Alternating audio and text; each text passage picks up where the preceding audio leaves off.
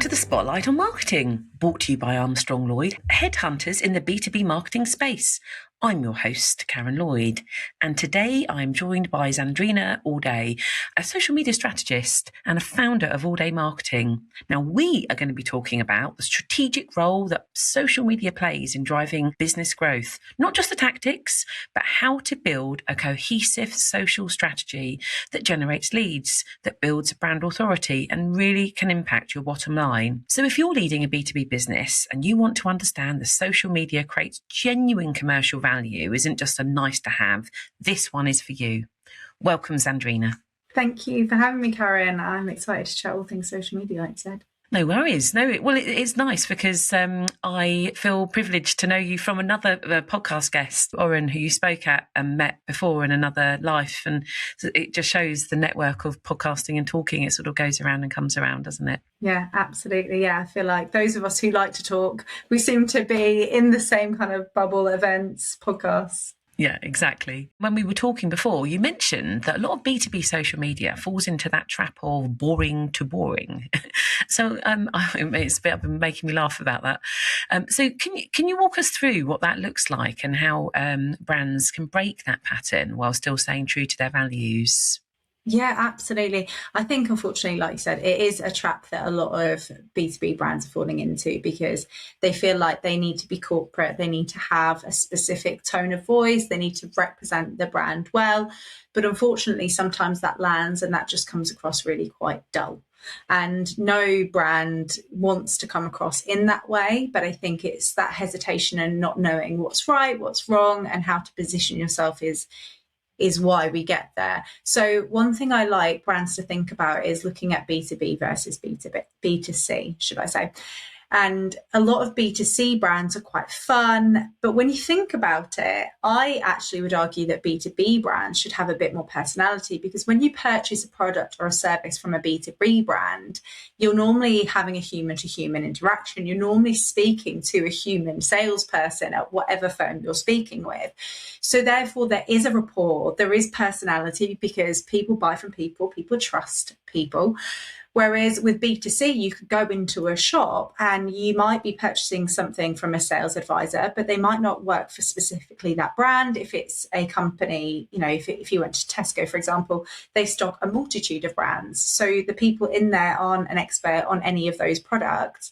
And on the flip side, if you purchase a product from a B2C website, you are literally, you're not even having any kind of interaction. So you're not even speaking. It's just you making that decision and making that purchase. So when we think about it from that point of view, it's like, okay, we should represent that human to human interaction and those people skills in our marketing. So it's dropping that kind of corporate speak, that corporate lingo, using that real voice, kind of being clarity, bringing people into your content, your missions, your values, what you stand for. And fundamentally, our USP as businesses is the people who are in them, their unique stories, how their kind of day-to-day in your business looks like. So I think there's so much more that we can show within B2B, and it really should be human to human rather than boring to boring. Yeah, I think that's really true. It resonates with me, especially, what you're saying about B2B. It often is the salesperson, and people have done research and said the reason they bought something is because they liked that salesperson. Whereas, as you say, you're going to buy some toothpaste from a shop. You're not thinking about liking anything about it other than what that's going to do to you personally. So you're right. It's a different way your brain totally works. So when a company comes to you and says, we know we should be doing something, but we're not sure what's your first step then with social media, and how does that differ based on resources or whether they're fully outsourced, managed? Because there's so many moving parts to how companies would work with social media. Yeah, absolutely. So I don't see what I do in social media as a one size fits all approach, because again, every business is so different. So it's going in, it's really having that initial chat, understanding their business and what they're hoping to achieve, and also taking that back to business goals. Because I think sometimes people go, okay, I'd like, 10,000, I'd like 100,000 followers. And it's like, okay, that's very nice, but what do you want to achieve as a business? Because you can have 100,000 followers and make 0 sales. So it's really getting clear on what you want to achieve. Do you want leads as a business? Do you want to have easier recruitment efforts? Do you want to have more conversations with people? Do you want more newsletter signups? Like what are your goals as a business? So it's figuring out what that is.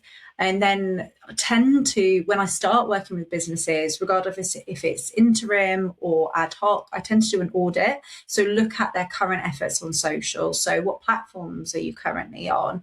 What kind of content are you putting out there? What's your copywriting like? Looking at competitors. Are they the right platforms for you? So kind of doing this deep dive analysis.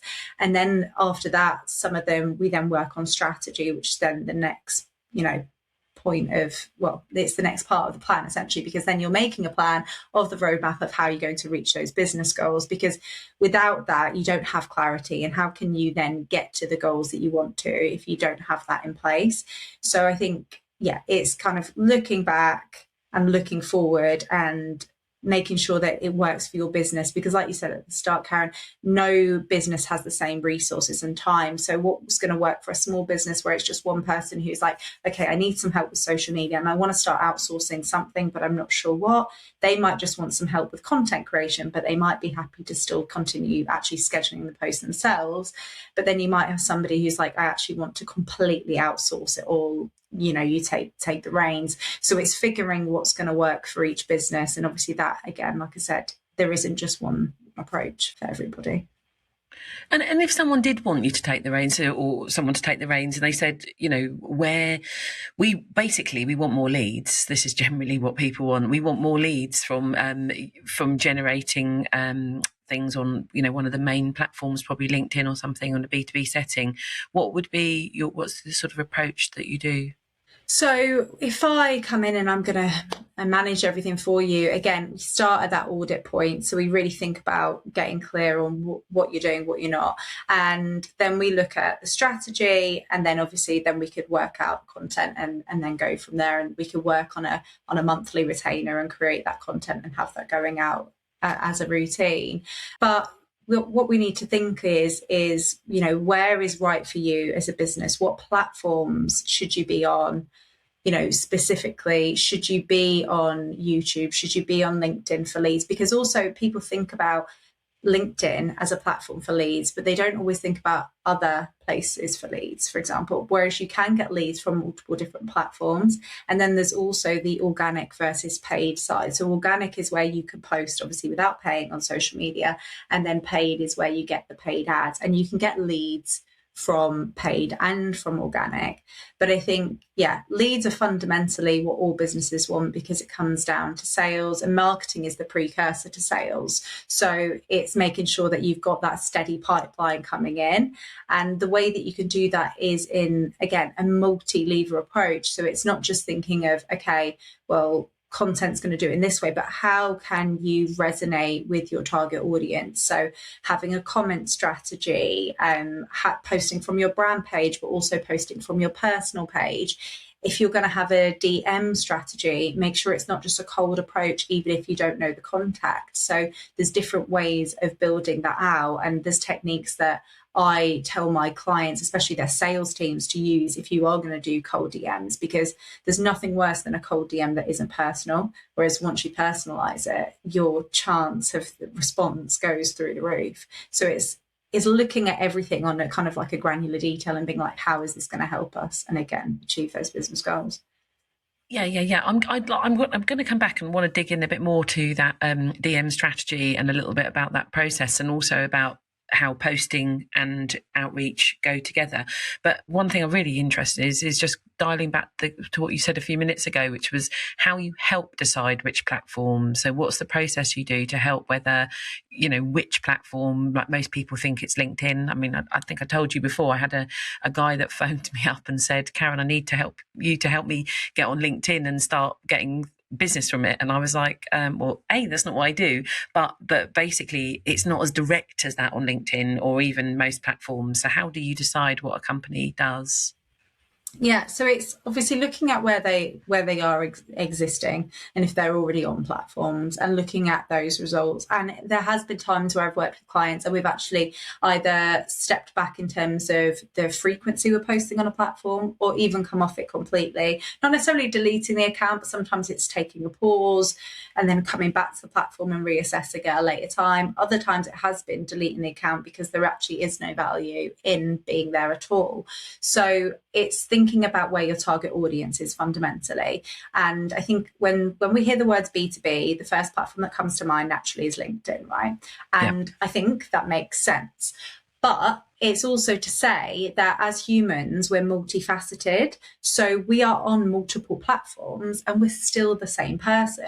So it's not just looking at people and going, okay, well, they're the person we want to reach because they're a CEO or whatever their job role might be, and you're trying to target them. It's thinking, okay, well, they could be a husband or a wife, they could be a mum, a dad, they might play tennis or they might go swimming. Like, what is your target audience? What are the types of hobbies they have? What are the types of things they do? What is their age demographic? And therefore, how are you likely to reach them, both on organic and paid? Because also the thing is, your organic and paid strategies could be different. So you could be targeting them, in an organic manner on one and then targeting them paid somewhere else. But again, it's looking at those people, your ideal customer personas, which is called your ICP, and, literally breaking down their demographics. So you could have a few different target personas within your audience, depending on what your business offers in terms of services and products.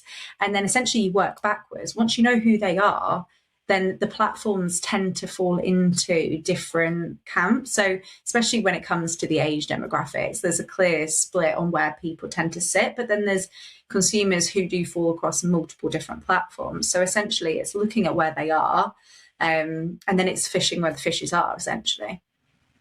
And have you ever had a surprise where it's been a different platform to what you'd expect? Because you say we all expect LinkedIn, really, don't we, for business to business? But is there any other platforms that when you've done your research, you're like, actually, they're quite big on this platform?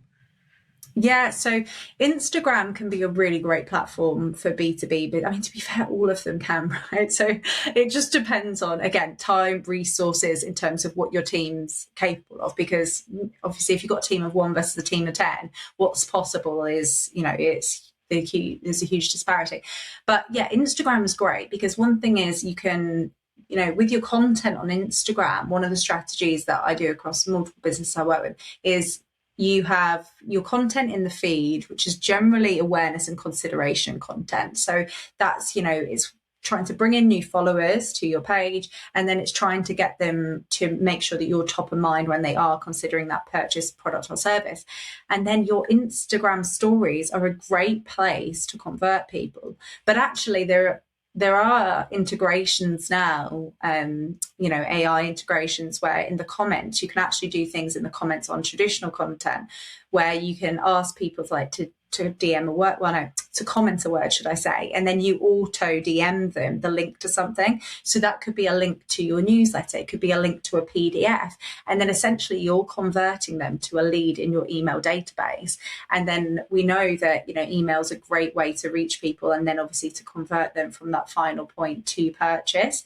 So it's looking at social as a gateway, as well as making direct sales and direct leads. How can it also help you move people along the journey, especially if you've got a longer sales pipeline? So it's like, don't write off some of these other platforms like Instagram. It can be a great platform for you if used effectively and you've got that strategy in place. Yeah, exactly. The thing is that you could do so much, couldn't you? But I mean, it seems like anyone could do so much in marketing, but it's where they are, as you said earlier. But I didn't realise that the that DM strategy with the newsletter and the email, I haven't heard of that before. Is that something that's only on Instagram, or is that across other platforms? So you can use it on Meta as well. So there's an app, it's an integration, it's called ManyChat.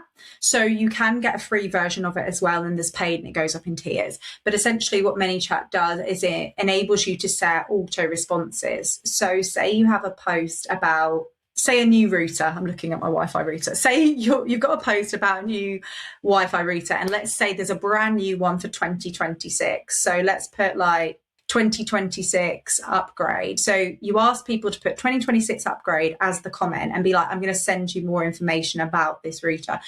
And then basically there'll be a few variations of the DM response that this will send for you. So it might be like, sure thing, check your inbox, great, happy to send it over. And instantly you will have had a DM response via this third-party app, and it will send you a link to that PDF, to that newsletter, you know, whatever it may be, wherever you're directing people to, that landing page.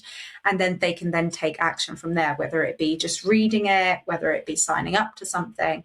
And that is, like, once you've seen it, you will realize how many people and brands use that on Instagram now. And it's basically, they've got this third party integration, which is sending you that link. And it's a great way to do it. And it works for small businesses to large scale enterprises, because you're able to get that to people quicker. And yeah, it's building that trust, it's building that social proof as well. So a lot of smaller companies see success creators like Mr. Beast or the Diary of a CEO, and they try to replicate that on things like YouTube. And then they say, oh, actually, YouTube doesn't work for B2B.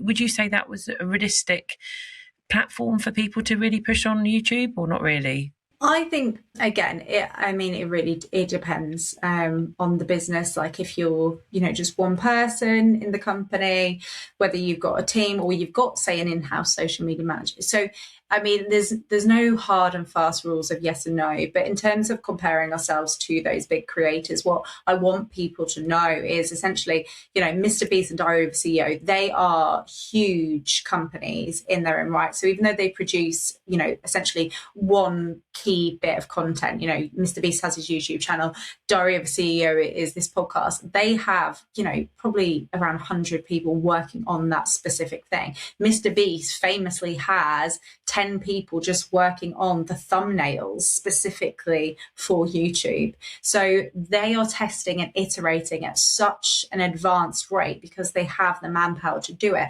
But obviously Rome wasn't built in a day, so they didn't start there. That's where they are now.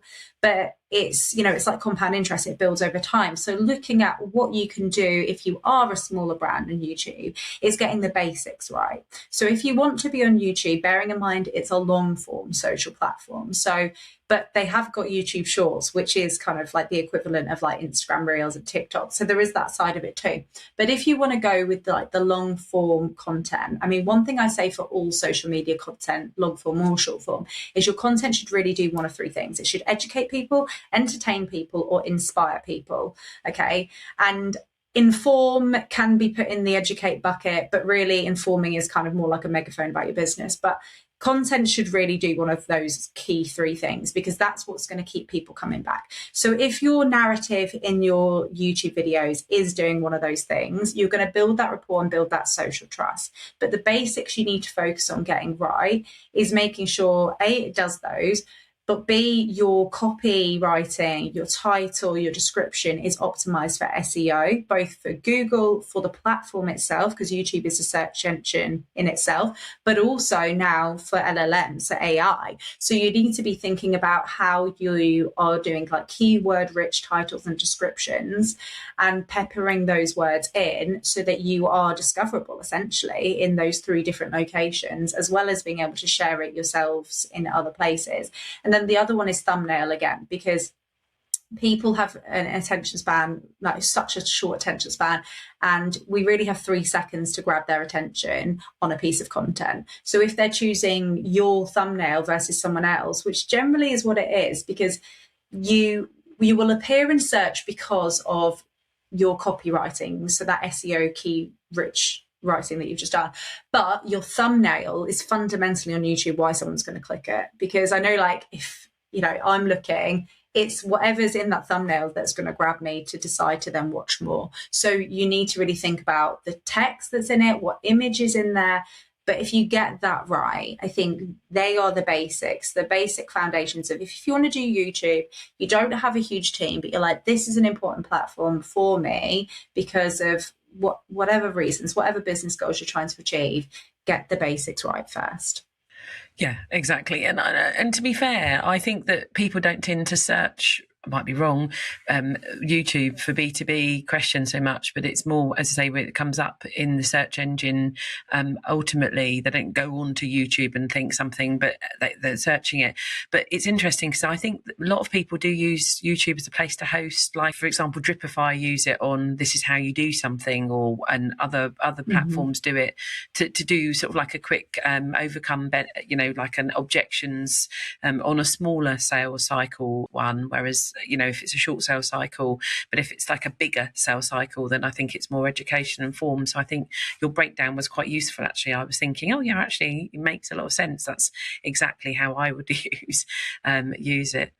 Yeah, with YouTube, it's when you're thinking about where it sits in the marketing funnel, I would say for a lot, it's obviously awareness and consideration. So if you are B2B and you're using YouTube, it's thinking about building that social proof, building that trust, because people might come to you for that long form piece of content because they want to learn more, not just about your product or service, but if it's something that's going to help their business propel forward. So if they're in that consideration choice between your brand and other service providers. So I'll give you an example. If I'm in the market for a social media scheduling tool, for example, I might watch a few different YouTube tutorials on the interface. How easy is it to actually use that service? If I watch a few YouTube, that then might narrow my shortlist of who to contact and then have a demo with. So it's thinking about that when you're on YouTube. It's like, what are the most frequently asked questions, not just about our specific product or service, but the industry as a whole, and how can I help answer those questions, answer those pain points, so that our target audience essentially comes to us versus somebody else. That's brilliant advice, actually, because on a previous podcast where I had the marketing director of Sixth Sense, he also said that often they did a research paper, but most people, a big percentage of people, when they finally speak to a salesperson, they've already decided because they've done their research before they've spoken to them. So that's exactly the benefit of having that sort of information on YouTube. So perfect example. Great stuff. So let's talk about LinkedIn. So LinkedIn seems to be shifting year on year. What are you seeing changing right now? And what do you think B2B marketers should be adapting their approach with it? Yeah, so LinkedIn at the end of last year had a big algorithm update. So it's called the 360 Brew, which is the new algorithm update. And in short, what the 360 Brew is doing is making sure that the content that you put out is reaching people that are hyper relevant. So going deeper with content, but also it's not just about content, it's about the profiles and pages. So making sure that everything on your page and profile, so whether you're looking at it from the individual B2B perspective or from the company page, it's all aligned. Are you speaking about the same things? Have you got those keywords? Are you showing up time and time again in the comments as well? So it's basically building this profile of you that you can't see to make sure that you're reflecting the same things. So if you're talking about too many things, you're not getting that depth. So they want that depth. So think about it as quality versus quantity, and think about it as you want to make sure that you are the subject expert on whatever your product, service, industry is, and you're just giving time and time again about that in the comments, in your content, and speaking to a defined niche. So thinking about, again, who are your target audience or target audiences, and get really, really specific.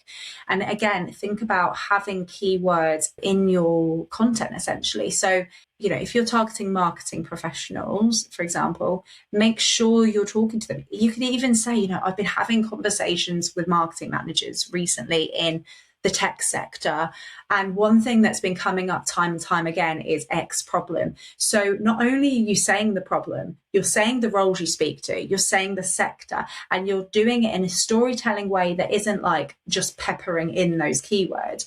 You're doing it in a way that makes people want to engage, but you're also telling the algorithm, I'm talking to these people about these topics in this industry, and then it will get pushed to those right people.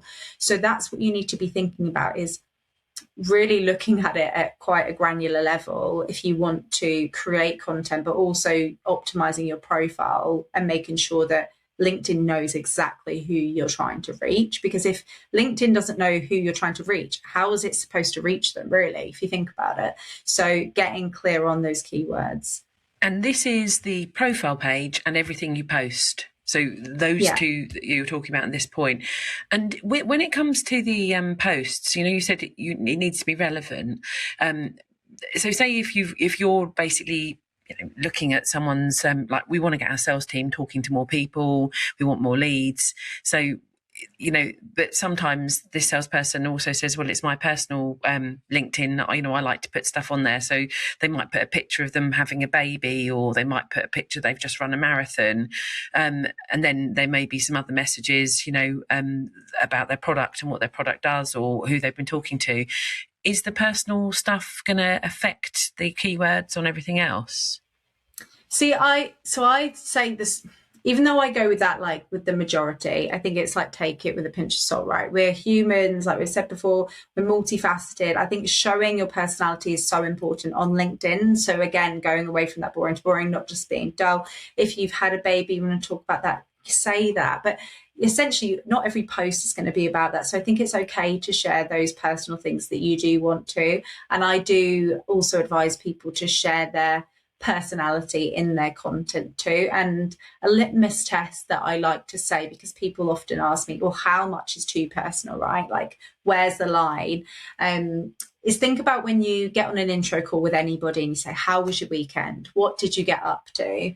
You would tell them something, and what you tell them in that is what I'd say is appropriate to share on LinkedIn. So you would say, oh, I went out, had a few drinks with my friends, but you wouldn't be like, oh, I got, really drunk. And you wouldn't then expand on how the night entailed and that kind of thing. So it's having that level of separation in terms of what's personal and what's not. And then in terms of how that then affects the algorithm, I think it's like, if 80 to 90% of what you're doing is doing the right thing, and in terms of making sure it's keyword rich, then I think you're going to be fine. Like, you can have those more personal elements come in from time to time. You could pepper them in, because also LinkedIn loves personal images. So they like facial images of people, because again, it's a people platform.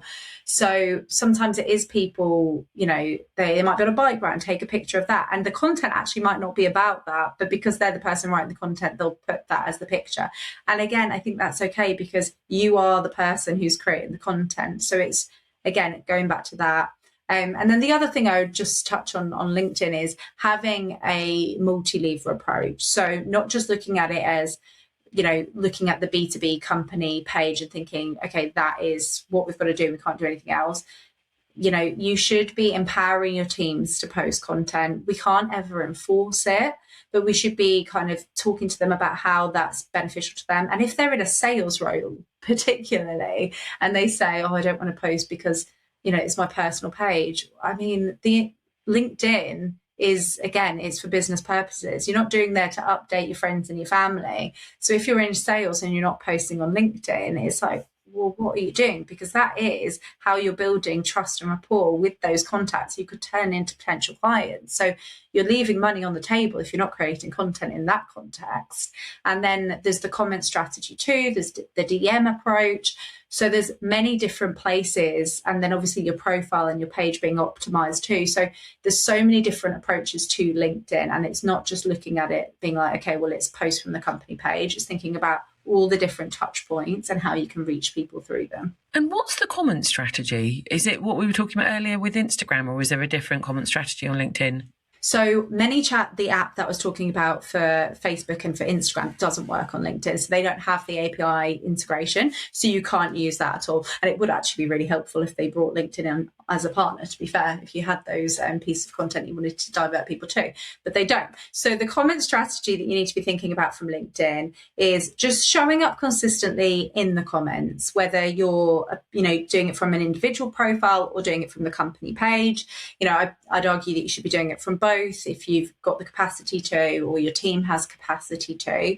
And it's not, spending loads of time, but even spending 5 minutes a day from both of them on content that is relevant. So think about, your ideal target audience from both perspectives, your existing customers, colleagues, but also, you know, if you do see friends and they're in a different industry, because every single time that you comment on something, you are essentially piggybacking on somebody else's marketing, right? So somebody else has done a post, you've got a comment on there, you're showing up, and people, you can gain followers through the comments because you might then gain, you know, be adding value. And that's it. You want to just be adding value. You don't want to be commenting for commenting's sake, but where can you add value? Have you got an original thought you can share? Can you ask a question about that? And you can see now on LinkedIn specifically the impressions that your comments get. So it shows that comments are content in their own right, and we need to treat them as such. So again, just amplifying what you're doing. So going back to those keywords, the things that you're talking about, talk about those in the comments. If you see somebody else talking about it, add your expert opinion, add your brand's opinion and voice to that conversation. Yeah, I see the impressions thing. It's a bit, it feels a bit creepy as well, but it is useful to know. But also, what about in your own posts with the comments? If someone comments on your post, is there a strategy there that you need to adopt in terms of replying to them, or making sure you must reply to them, or there's a certain length or something else? Yeah, so I really do try to reply to everyone if I can. I mean, there's always times where you can't, right? Because there's a post where you get loads, but I try to reply to people because this wasn't my example, so I didn't come up with this, but I heard someone recently, and I can't think who it was, but they essentially said that if you went to a shop and you said something to somebody and they ignored you, what would your impression of them be? And it's the same thing, but people don't see it that way. But it is. If you say something and you ask a question, you put a comment on somebody's post or profile. I mean, we kind of expect not to receive a response if they're famous or they've got like 1 million followers. But if you're somebody with less, if you're a brand with less, I'd argue you're losing trust if you're not responding. And especially if it's a company page and you're not responding to comments across any platform, not just LinkedIn, you are losing trust. Because if I can't trust you to reply to a comment, how can I trust that your customer service, like from a bigger point of view, is going to be there? Because if you can't reply to a comment there, then I don't think that if I spoke to you on the phone or if I emailed you, you're going to follow up either or give me the help I need. So why would I trust you? So it's thinking about that. It goes way beyond social media. This is your brand. This is how you're showing up as an individual or a person. Like, how do you want to be known? Do you want to be known as the person who's too good for everyone else and that doesn't show up and respond to them? Because I don't think that's going to do anybody well, really. So even if you just replied, thanks for engaging, or thanks for sharing, or good point, you don't have to go into the ins and outs. Exactly. Yeah, exactly. Okay. Yeah, all right. No, that's a fair approach. And also LinkedIn now, they've started making it so you can pay to get your posts engaged. So it's becoming more gated in that way, would you say? Yeah. So you can pay to boost your personal profile posts as well as your company page posts. And if you work with a brand, like a brand can also pay to boost your posts. So for example, if you are somebody who works for the company, or even if you're an influencer and you do a brand partnership with the company, that company can pay to push your post further to more people. So that's something that LinkedIn are actively pushing at the moment. Great stuff. Because you mentioned before that there was we're nearly running out of time, but so the last bit really here is you mentioned to me, well, there was you had a smart approach with some gated content that you did on LinkedIn using Sales Navigator. Can you break down how that works? Yeah, so on Sales Navigator, you have the ability to essentially gate content within. So you can use one of the features and you basically could put a PDF on as a normal post. So this will be a post in somebody's feed, and then people will click it and it will stay within LinkedIn, but you can view who has viewed it, essentially. So you can see who's viewed it, which means that you could follow up in a DM. Is this, you can start that conversation. And why this is a good technique to use is not just on LinkedIn, but I mean, this is a LinkedIn specific feature, but the social media platforms don't like to send traffic to other places. They don't want you going off their app. They want to keep you in app. So if you can use a feature that keeps people in app, your content's more likely to be seen. We're seeing this zero-click approach with media today, not just on social media, but as a whole. We're seeing a decline in traffic. Different ecosystems want to keep you in their space. So thinking about ways that you can, essentially build that trust and rapport without sending people to your website and that kind of thing is a good thing to be doing. So if you can get people to do that, and then you've obviously got conversation starters, especially if you're in sales, then that's a great thing to do. Very interesting, very interesting. There's so many nuts and bolts, isn't it? You think social media is so simple, but it really is exciting the way you can sort of drive things very cleverly. We didn't get a chance actually to talk about the DM strategy as well. So I don't know if you wanted to talk about. We talked about the content strategy on LinkedIn and that side, but was there anything else you wanted to talk about? Any do's and don'ts? We talked briefly about not making it generic, making it personalised, not doing it very often, but is there anything else on the DM side that people should know? Yeah, absolutely. So I kind of break it down into kind of like 3 subsections really with DMs. So before you send a cold DM, go on the person's profile, have a look at their recent content. If there's somebody who posts content, see what they've spoken about, see if you can learn anything about them in their about section, whether it be a personal thing. What I would say is obviously try and keep this really succinct, the message. You don't want to waffle on too much at this point. You want to introduce yourself, but I think find some common ground, okay? So say, hi, I'm whoever, and then you basically go in and say, I saw you wrote this post about X, Y, and Z, and I wanted to reach out because that really resonated with me. I think about this quite often too. It's something that I'm often chatting to my colleagues about. So use something that they've said as a conversation starter, as your segue in, and then quickly get to the point. People are time poor. So tell them why you're reaching out. So it could be that it naturally goes, I'm often having conversations about this. I don't know if you've seen this PDF that we recently shared about this. It's a report on, you might find that interesting. Do you want to take a read? Or it could be like, I'd actually love to have a virtual coffee with you because I think there's a lot of similarities here.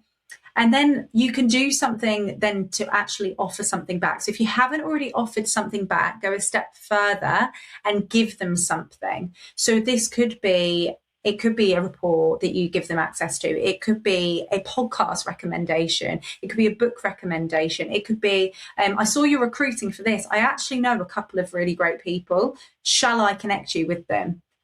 Give them something back because people are time poor, whether they're senior, junior to you. If you can give somebody something, it shows that you care about them and you value them. And I think it's just a really nice way of starting a relationship with somebody if you don't previously know them. Yeah, I think that's an approach I would take. And I had someone the other day that just sent me, after I connected, sent me instantly a brochure, like loads of things and a diary invite. And I was just like, I don't know anything about it. I'm just like, I'm not dealing with you. Too much. And I think that's exactly a common response on LinkedIn if people, try to come in too quickly. But the trouble is most people, if they're selling something, they want to say it quickly because they feel that they're being underhand if they're warming somebody up. But it's this kind of like, I think the sales teams sometimes, it's like a disconnect in their brain. It's different to how we interact in real life in a way on social media, isn't it? Because you'd be a bit more chitty chatty probably in real life. But on social media, you feel you have to be more direct, which it doesn't work. Yeah, I agree. Great stuff. Now we're running out of time. So anything I haven't asked you that you'd like to add? One thing that I'm chatting a lot about this year is about employee advocacy and employee generated content, which is a huge subject on LinkedIn. So if you don't know what this is, employee generated content is what it sounds like. Right? It's where your team are posting content or they're in the content. So there's a variety of different ways that you can do this. And I touched on it earlier in saying you can't enforce it. You can just empower it. But again, it's making sure that in 2026, when we're humanizing our companies, we're humanizing our brands and our marketing, we realize and we utilize that our teams are our USP, because those people, they work within the company and they should hopefully be proud of what they do. And it could be like, show a day in the life of what it's like to work at your place, because this can help in so many different ways. It can help with recruitment, it can help with sales, it can help with leads.